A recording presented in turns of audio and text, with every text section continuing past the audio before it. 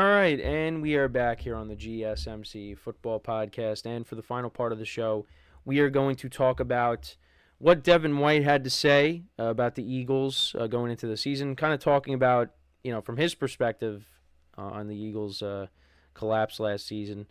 So this is what he said. I think it was at the end, injury plays a part in the playoffs, that sense of urgency on defense from the Eagles, the Bucs, we had it. We were hungry. We were feisty. That gets you over the top. They were lacking it for whatever reason. Injury didn't have the will to win, the want to, but it's a new unit. They brought great players in, or back in. It's hard to lose that focus when you got a lot of great leaders on the field.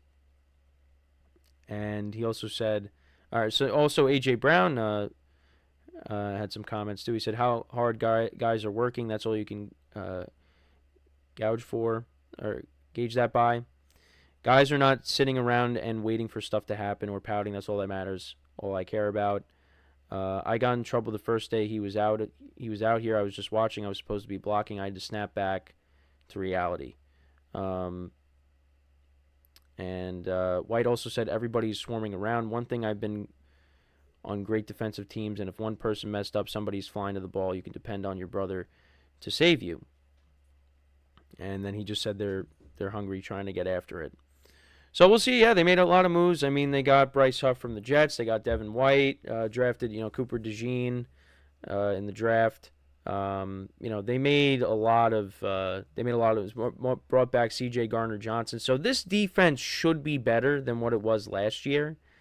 But yeah, I mean, in terms of the collapse, I mean, there was a lot of different things. I mean, I know I talked about when, the Eagles security guard, Big Dom, got moved up into the booth after the things that went on with the 49ers, and how Nick Sirianni just couldn't control his emotions. He was a guy that controlled Nick Sirianni's emotions on the sidelines.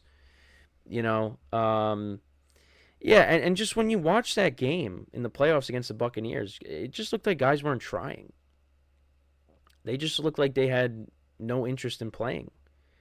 And yeah, the Buccaneers just looked like the team that wanted it more. And those two teams did meet early on in the regular season last year, but the Eagles did win that matchup. They were a different team in the beginning of the year. I mean, they started out the season 10-1. 10-1, and they finished 11-6. They were on their way to getting home field advantage, but everything just changed after the 49ers game. Like, they really just went into a free fall, and they just never recovered. Now, I do think with the talent that they brought in on defense, the change in coordinators, Saquon Barkley now coming in, I mean, it's really hard for me to think that this team is not going to be good. But the only way we're going to find out is, when they start playing. And who do the Eagles open up against? That is a good question. Who do the Eagles open up against? Do they open up against... No, they don't open. Why do I feel like they open up against Washington? I could be wrong on that. You know what's funny? They're against the Packers. I did this with the Packers. I said, who do the Packers open up against with? And I'm like, oh, wait, that's right. They're playing in Brazil. Yeah, it's the same thing. They're playing in Brazil, the Eagles, against the Packers. I don't know why I keep forgetting. But, yeah, I mean, that's, the Packers are a really good team this year, I think. That should be a fun game. But, yeah, last year they want to just, throw that out the window. Because how their season went, that was just, I couldn't believe it. You just sitting there saying, how did this happen? And, I said this, guys got to step up as leaders. Jalen Hurts has got to step up. I know that was said. You still got Brandon Graham there for one more year. But, yeah, I mean, you got Lane Johnson there. I mean, losing Jason Kelce and Fletcher Cox, yeah, that's going to hurt, And those guys were there when the Eagles collapsed last year. So what's going to happen if something like that happens again? But I don't think that's going to be the case. It's just I feel like they just are too talented. They made improvements. I don't see it. And the way this division is, they're better than the Giants. They're better than Washington. I think they're better than Dallas.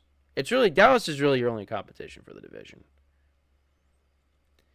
I just don't see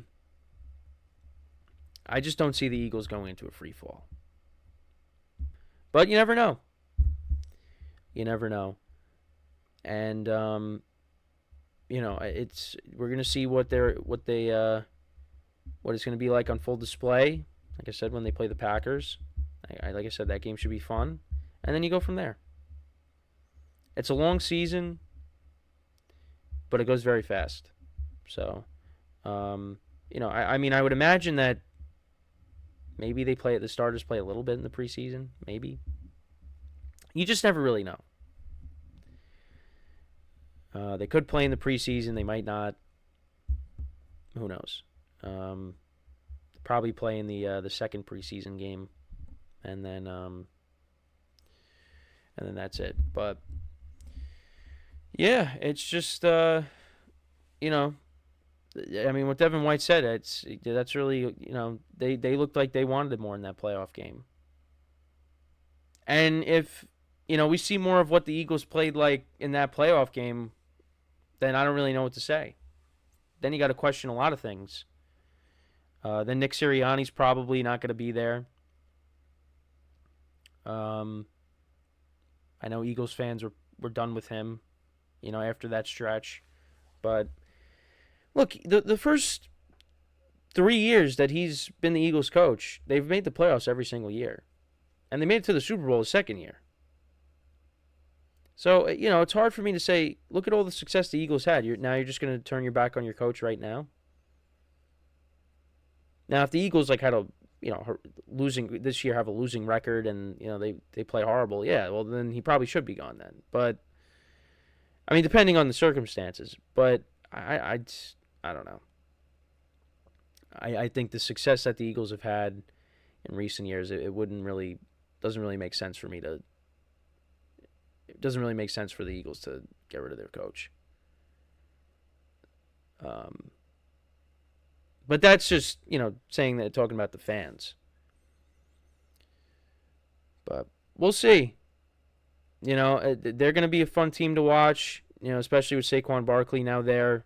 This is me as a Giant fan saying that, I'm not happy about it, of course.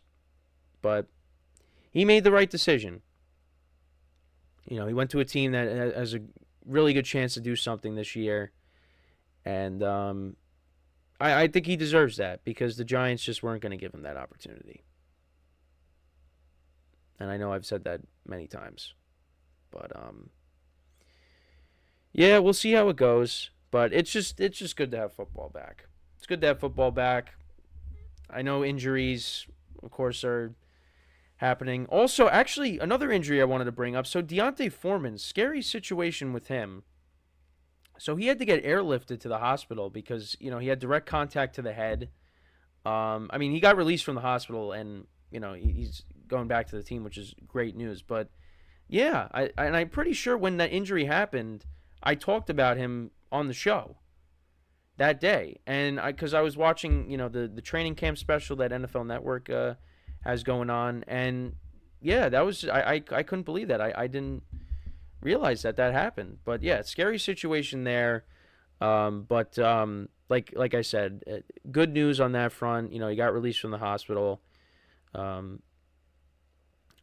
yeah, it's just Browns running backs. They just cannot catch a break. Because last year you had Nick Chubb getting hurt. Now you got D'Onta Foreman getting injured. Chubb's working his way back, but, D'Onta Foreman be taking on a big role until he gets healthy, Nick Chubb. He gets hurt. It's just, But like I said, everything he got released from the hospital, which is good news. So, but yeah, just scary injuries with that. I wanted to bring that up. But yeah, injuries just, it's going to happen. They're going to happen this year. Who's it going to be? That's the one thing I'm just not excited about is injuries once they start stacking up. But, yeah, got our first game yesterday with the Hall of Fame game, got cut short. I know, I was sitting there going, are they really going to try to get this game in? Like, what's the point? But that was, they made the right decision. Well, actually, I don't even think, because it was funny. My coworker's looking at the radar And it's like the rain's not going to stop. Are they really going to try to resume this game? And it just, it ended up not happening. They made the right decision. So, but like I said, we get a full slate of preseason games next week. Really looking forward to that. We'll see some of the rookies in action. Saw Caleb Williams. He was suited up last night. Obviously didn't play, but he suited up. And, got to see him at least warm up in, his uniform. But, we're going to see him play. I saw something that said he's going to play, I think, 45 or 55% of the snaps in preseason. So we're going to see a little bit of him in the preseason, which will be nice. Give us something to talk about. And we'll see the other rookies, Bo Nix. We'll see Michael Penix. We'll see. We're going to see J.J. McCarthy. We'll see Drake May. Drake May is, struggling in training camp apparently. And it seems like Jacoby Brissett is going to be the starter, which is not surprising. Drake May is going to get his shot, just not right now. But yeah, we're moving right along here. First game is out of the way, and like I said, full slate of games next week, which I'm looking forward to. But yeah, with that is all the time that we have for today. Thank you guys for tuning in. We'll be back again on Monday. Make sure to check out all the other shows on the network, like I said. We greatly appreciate it. So, as always, I'm your host, Kenneth Gruenfelder, signing off from the GSMC Football Podcast, brought to you by the GSMC Sports Network. Have a good day, and I will talk to you guys on Monday. Have a good weekend. Take care.